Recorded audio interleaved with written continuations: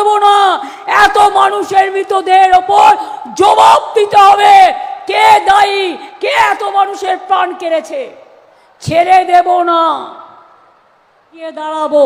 যদি পারমিশন পাই আমিও মানুষের জন্য লড়াই করব, আইনজীবী হয়ে নয়, একজন সাধারণ মানুষ হিসেবে। আমার কাছে সব ডকুমেন্ট দিয়েছেন। আমি বলি ঝুট, ঝুট, সম্পূর্ণ মিথ্যে। আপনারা শব্দপদী ভাষাকে দিয়েছিলেন, বাংলা ভাষা ছাড়া আমি 5 বস্তা বই পাঠিয়েছিলাম দিল্লিতে এভিডেন্স দিয়ে। আমাদের আগে পাওয়া উচিত ছিল, আপনারা করেননি, আমরা বাধ্য করেছি আপনাদের করতে। এটা মাথায় রাখবেন, আপনি করেননি, আপনার সরকার করেনি। এর জন্য আমাকে রিসার্চ টিম তৈরি করতে হয়েছিল। বাংলা ভাষায় কথা বললে বিহারে মারেন, উত্তরপ্রদেশে মারেন, উড়িষ্যায় মারেন, রাজস্থানে মারেন, দিল্লিতে মারেন, মধ্যপ্রদেশে মারেন। কই আমরা তো কারো মারি না কাউকে, আমরা তো কারো অধিকার কারি না বন্ধু। কেন কারবো মানুষের অধিকার? কেউ আমার পক্ষে থাকতে পারে, কেউ বিপক্ষে থাকতে পারে, এটাই তো গণতন্ত্রের খেলা। তাই বলে আমাকে তাকে হত্যা করতে হবে, খুন করতে হবে, এজেন্সি লাগাতে হবে? এই করে কিছু করা যায় না।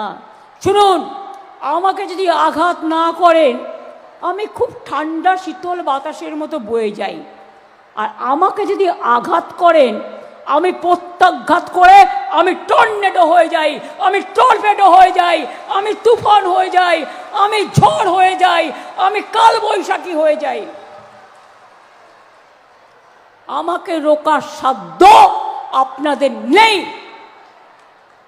এসআইআরের নামে চক্রান্ত করে নাম কাটছেন কেন? মানুষের প্রতি বিশ্বাস নেই? বিশ্বাস করুন মানুষকে।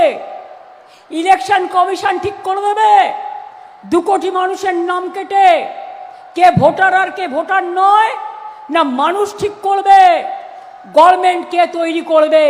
এটা গণতন্ত্র, এটা একনায়কতন্ত্র নয়, এটা স্বৈরতন্ত্র নয়।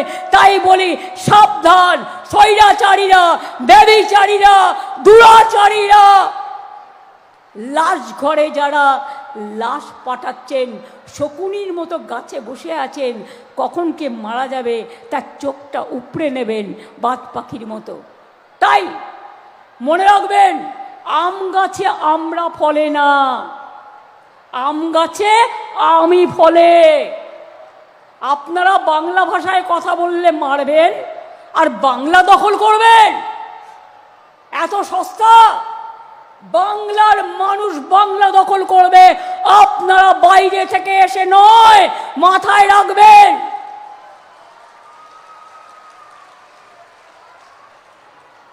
আমার আজকে এখান থেকে দিল্লি যাওয়ার কথা ছিল, দিল্লিকার লাড্ডুদের একটু চেহারা দেখার জন্য, কিন্তু আজকে যেহেতু একটা ঘটনা ঘটে গেছে তাই আমি যেতে পারিনি। কালকে আমাদের কিছু বন্ধু প্রাইভেট কোম্পানিতে কাজ করতে গিয়ে মারা গিয়েছেন। আমি ববিকে পাঠিয়েছিলাম, অরূপকে পাঠিয়েছিলাম, তাদের পরিবারকে 10 লক্ষ টাকা করে বাও মোমোও দিচ্ছে, ওয়াও মোমো, এবং ডেকোরেটররাও 5 লাখ টাকা করে দিচ্ছে। এবং পুলিশকে আমি বলেছি তাদের পরিবারকে একজন করে সিভিকে চাকরি দেওয়ার জন্য। আমরা কিন্তু আপনাদের মতো অমানবিক নই, এটা মাথায় রাখবেন। কিন্তু আজ না হলে কাল তো আমি যাবই। তার কারণ মানুষের অধিকার আপনারা কাড়বেন আর আমি চুপ করে বসে থাকবো, তা তো হয় না। দরকার হলে আমিও কোর্টে গিয়ে দাঁড়াবো, যদি পারমিশন পাই আমিও মানুষের জন্য লড়াই করব, আইনজীবী হয়ে নয়, একজন সাধারণ মানুষ হিসেবে। আমার কাছে সব ডকুমেন্ট আছে, সব এভিডেন্স আছে, সযত্নে রেখে দিয়েছি। জ্যান্ত মানুষকে মৃত বানিয়ে দিয়েছে। একটা মানসিক প্রতিবন্ধী, ফিজিক্যালি চ্যালেঞ্জ, তার বাবা মাকে নোটিশ পাঠিয়েছে। বলুন তো, তার বাবা মা মরে গেছে সুইসাইড করে, নোটিশ দেখে। ছেলেটা কোথায় যাবে? তাকে কে দেখবে? কত কষ্ট। 95 বছরের মহিলা ডেকে পাঠাচ্ছে। সাথী আমাদের এমএলএ বলছিল, আমি মুসলিম বলে, আমার বরের নাম আকবর বলে আমাকেও ডেকে পাঠিয়েছে, শশী পাজাকেও ডেকে পাঠিয়েছে, জয় গোস্বামীকেও ডেকে পাঠিয়েছে। অমাত্য সেন নোবেল বিজয়ী, বাংলার গর্ব, সারা দেশের গর্ব, তাকেও ডেকে পাঠিয়েছে।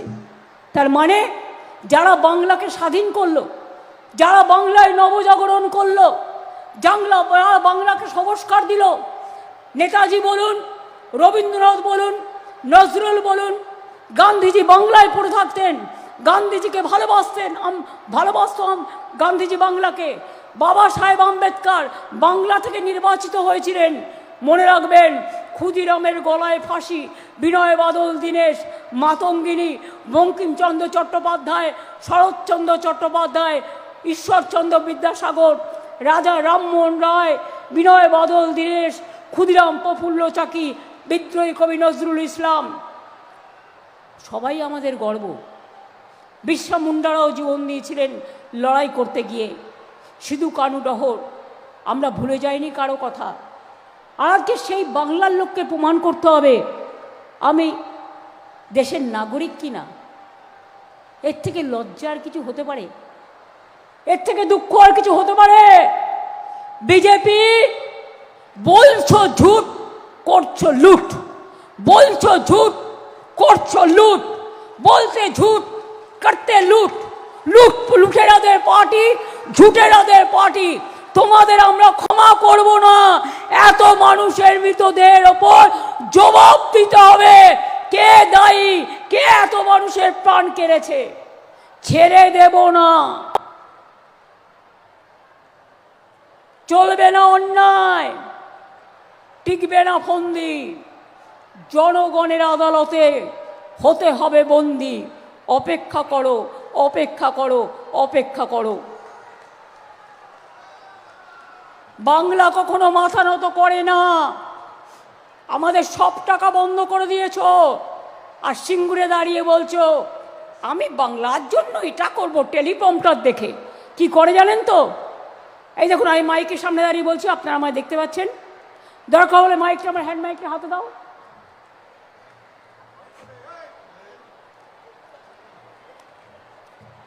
এগুলো রাখো।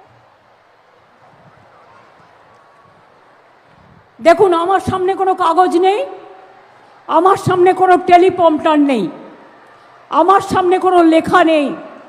তার মানে আমি কোনো কিছু দেখে বলছি না।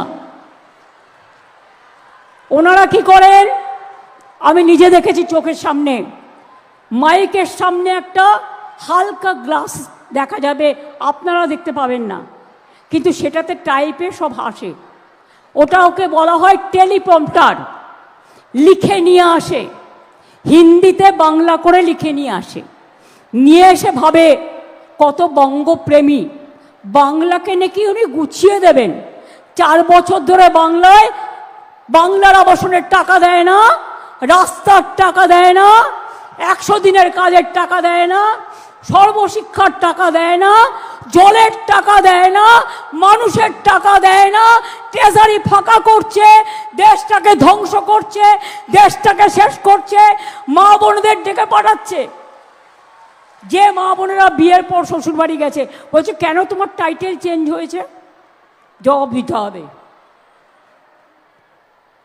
আমি জিজ্ঞেস করি, প্রধানমন্ত্রীজি আপনাকে সম্মান জানিয়ে আপনার ওয়াইফের টাইটেলটা কি? যদি স্বীকার করে থাকেন, স্বীকার করেন, মিস্টার হোম মিনিস্টার যা করে বেড়াচ্ছেন, জবাব তো দিতেই হবে। আপনার বউয়ের টাইটেল কি? তাহলে বাংলার মেয়েরা বিয়ে করে শ্বশুরবাড়ি গেলে তার যদি পদবি সে চেঞ্জ করে, তাকে ডেকে পাঠাচ্ছেন, তাকে বাদ দিয়ে দিয়েছে। অ্যান্টি উইমেন, অ্যান্টি মহিলা। 2 কি বলছে? বাড়ির ঠিকানা বদলেছে। তা মেয়েরা বাবার বাড়ি থেকে বিয়ে হলে তো শ্বশুর বাড়ি যাবে, শ্বশুর বাড়ি গেলে তো তার ঠিকানাটা চেঞ্জ হবে, তার জন্য সে বাদ। সবাই বরবাদ, সবাই বাদ, শুধু তোমরা খাবে আর সবাই বাদ, শুধু তোমরা খাবে আর সবাই বরবাদ। এটা চলবে না, এটা চলবে না, এটা চলবে না। এর জন্য তোমরা অনেক দেখেছো, কিন্তু বাংলাকে দেখোনি। বাংলা যদি উত্তর দেয়, মনে রাখবে বাংলা